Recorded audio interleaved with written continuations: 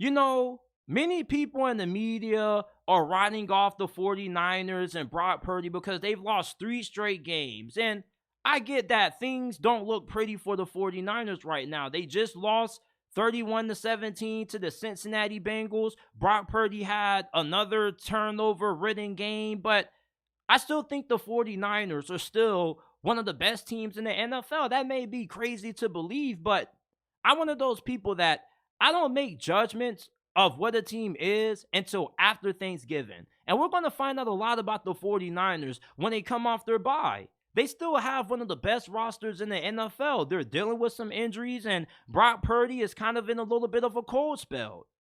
Anytime I watch a 49ers game and I watch Brock Purdy play, even when he struggles, he still doesn't have any bad games that make me think, oh yeah, he's Jimmy Garoppolo 2.0. His first bad performance, which came against the Cleveland Browns, that was the worst performance of his career up to this point. Against Minnesota, he looked pretty good until the final couple of drives where he threw that interception that pretty much sealed the game for Minnesota. And last week against Cincinnati, he was on fire. He was accurate, making great decisions with the football. Tony Romo was gazing and jacking off Brock Purdy all throughout that Cincinnati Bengals broadcast, just praising his decision-making, his ability to find receivers open, throwing with anticipation, throwing guys open. Outside of the 2 interceptions that he threw, which the first one that he threw inside the red zone kind of was just a great play on Cincinnati's part. Brock Purdy was trying to make something happen, and there was a defensive player there that just happened to make a play and take the football away from him. And then the second interception that he threw, I believe it was to Logan Wilson, that was just a completely bad read on his part. But outside of those 2 interceptions, Brock Purdy looked lights out against Cincinnati. Brock Purdy is going to be fine.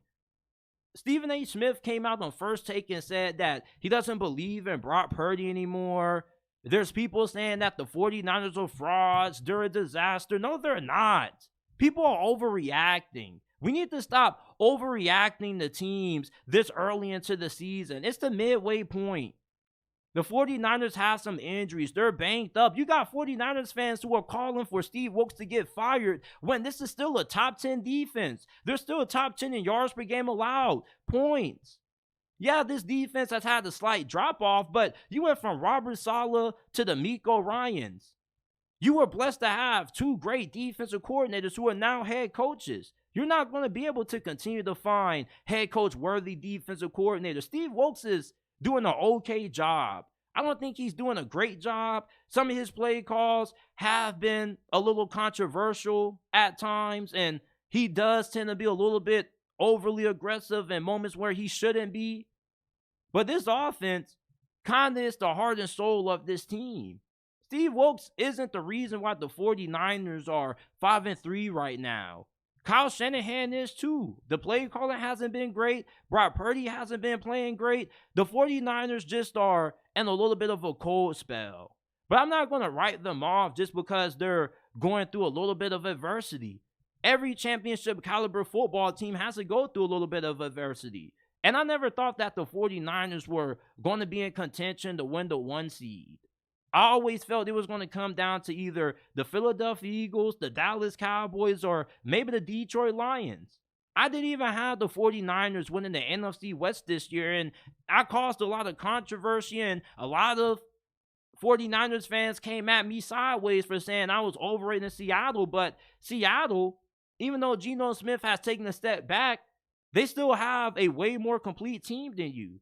They got talent on the secondary. They got talent on the defensive line, and they got way more depth than what you have. And that's something that I think is kind of hurting the 49ers, that they don't have great depth. Seattle has depth at receiver. They got depth on the offensive line. They got depth at running back. Meanwhile, Chris McCaffrey, he goes down, you're a completely different team. Deebo Samuels goes down. Your offense takes another hit. Brock Purdy is a solid quarterback, but he's not one of those quarterbacks that's going to be able to carry you week after week and overcome you having some injuries or some limitations. And I'm not going to say that Brock Purdy is Jimmy Garoppolo 2.0 because he's not. Brock Purdy is a way more efficient, and a way more just overall better quarterback than what Jimmy G ever was for the 49ers. He can get outside the pocket, buy time for receivers to get open. He can pick up yards with his legs. He had a really amazing throw to Brandon Ayuk where he threw the football across his body to the opposite side of the field, something that you should never do if you're a quarterback. He was serving out there. Although Joe Burrow was dotting up this Steve Wilkes defense, he completed his first 19 passes in this game. You definitely don't want to see that. But sometimes that just happens when you're going up against a great quarterback like Joe Burrow. I just believe that counting out San Francisco, a team that has this good of a roster, has a really good head coach in Kyle Shanahan, and a solid quarterback in Brock Purdy, because I believe Brock Purdy has been a top 10 quarterback based on his play this season. People make it seem like it wasn't too long ago where people were saying how he was the front runner to win NFL MVP over Chris McCaffrey. But anytime a player starts to kind of have a little bit of a cold streak, the media turns on them, and people went from claiming the 49ers are the best team in the NFC to now making it seem like they're just a complete shit show and they're going to be a disaster. Like, calm down. Let's just slow our horses on trying to ride off the 49ers. I have a saying that the real football season doesn't start until after Thanksgiving. That's where the pretenders separate themselves from the contenders, and that's when the contenders start to get really hot. We've seen plenty of seasons when the 49ers have gotten out to a hot start and they go a little bit cold and then they pick things up during the latter half of the season. The 49ers are a November, December kind of team. I was even surprised that they started out to the start that they got. I'm not surprised that they're 5-3 right now. I'm surprised with the fact that they've lost 3 games consecutively the way that they had. I never thought that they would go throughout the season having a big losing streak like this. But this is still a really good football team. The 49ers don't need to have the #1 overall seed to make it out of the NFC. They got the talent, they got the coaching staff, and they got the quarterback to be able to go toe-to-toe with any team in the NFC on their best day.